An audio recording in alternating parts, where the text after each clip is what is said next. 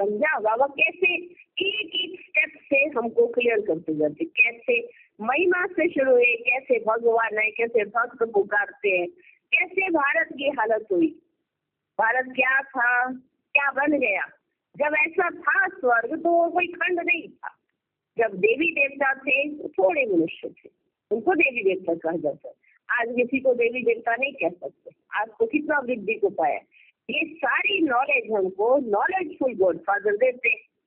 सृष्टि के आदि मध्य अंत में क्या हुआ आप नहीं जानते थे, कोई भी नहीं जानता था, पर बाप जानता था कि उसकी आदि में क्या था, उसके मध्य में क्या हुआ और उसके अब अंत में क्या होगा। यही नॉलेज जो बाप के पास है, जब परमात्मा संगम पर ऊपर से नीचे ब्रह्मांड में आते हैं तो हम बच्चों को देते हैं। आज मुरली का सार यही है कि सृष्टि के आदि मध्य अंत का ज्ञान परम पिता परमात्मा अपने बच्चों को देते हैं, तो इतना नॉलेजफुल बना देते हैं जिससे मनुष्य से फिर से देवता बन जाते हैं। अब जब हम मनुष्य से देवता बन जाते हैं तो ये पीछे सारा बातें भूल जाती है। पर ये नॉलेज सिवाय परम पिता परमात्मा के और किसी के पास नहीं है कि सृष्टि चक्र में आदि में क्या हुआ, मध्य में क्या हुआ और उसके अंत में क्या होगा। अब इसका अंत है तो बाबा ने बताया कि तुम्हारी पवित्रता के बल पर ही फिर से भारत स्वर्ग बन सकता है। अगर तुम पवित्र रहोगे तो बाप ने यहाँ भी बच्चों को आगे बढ़ाया, खुद को छिपाया, बच्चों को आगे दिखाया कि इनकी पवित्रता के बल से, जबकि वो पवित्रता का सागर है, हमें अपने समान बनाए, पूजनीय बना दिया। हम नीचे गिरते गिरते पाठ बजाते बजाते पूजनी बने, लेकिन पहले पूजनीय बने। ये बनाने वाला कौन था? परम पिता परमात्मा शिव बाबा। तो सृष्टि में के आदि में क्या हुआ, उसके मध्य में क्या हुआ, उसके अंत में क्या होगा, ये सारी बातें तुम बच्चे जानते हो। और ये किसके साथ हुआ? भारत में रहने वाले भारतवासियों के साथ। जो देवी देवता थे वही बाद में भारतवासी बने। अपने आप को भारतवासी कहलाते हो ना।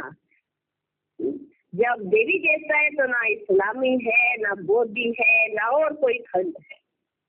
तो ये भारत स्वर्ग है, एक ही खंड है। द्वापर से सारे खंड से शुरू हो जाते हैं। उससे पहले ना अमेरिका है, ना लंदन है, ना जर्मनी है, कुछ भी नहीं है। स्वर्ग सिर्फ भारत। ये भारत के उत्थान और पतन की कहानी है और रहने वाले मनुष्य आत्माओं की कहानी है जो उसके बीच में रहते। अब ये सृष्टि के आदि मध्य अंत का ज्ञान परम पिता परमात्मा शिव बाबा ब्रह्मांड के द्वारा हम बच्चों को दे रहे हैं।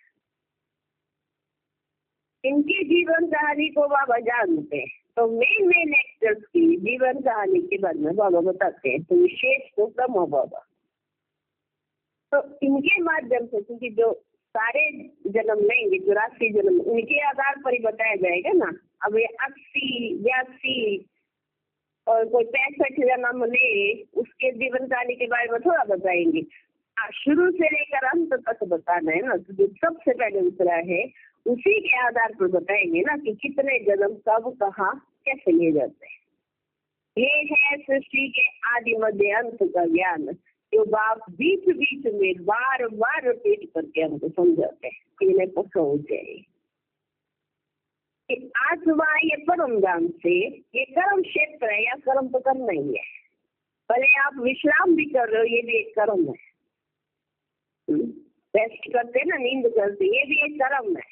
बिना कर्म के तो कोई आत्मा रह ना सके। तो सन्यासियों ने क्या कहा? हम तो कर्म सन्यासी हैं, कर्म सन्यासी कोई हो ना सके। अगर बैठ के समाधि भी लगाते हैं ये भी कर्म है, बैठे हैं तो ये भी कर्म है। शरीर में है तो कर्म के बगैर रह न सके। तो कर्म सन्यास तो होता ही नहीं है। उन्होंने कैसे बैठ के बनाया है, पर वो भी ड्रामा में नूंद है। क्योंकि उनकी पवित्रता के आधार पर भारत थम जाता है। ये तो इसकी अवस्था तो ऐसी हो गई तो खत्म गिर गए, पहले ही गिर गए। लेकिन ये सब होता भारत में ही है। सन्यासियों का धर्म आता है, सन्यासी धर्म अपनाते, पवित्रता के बल से भारत को थमाते। ये सब भारत को उठाने की कहानी है। किसी एक मनुष्य आत्मा की कहानी बाबा नहीं सुना रहे हैं, ये भारत के उत्थान और पतन की कहानी है। ठीक है, अब कहानी सुने, कहानी सुन लो। आदि में क्या हुआ, मध्य में क्या हुआ, अंत में क्या होने वाला है।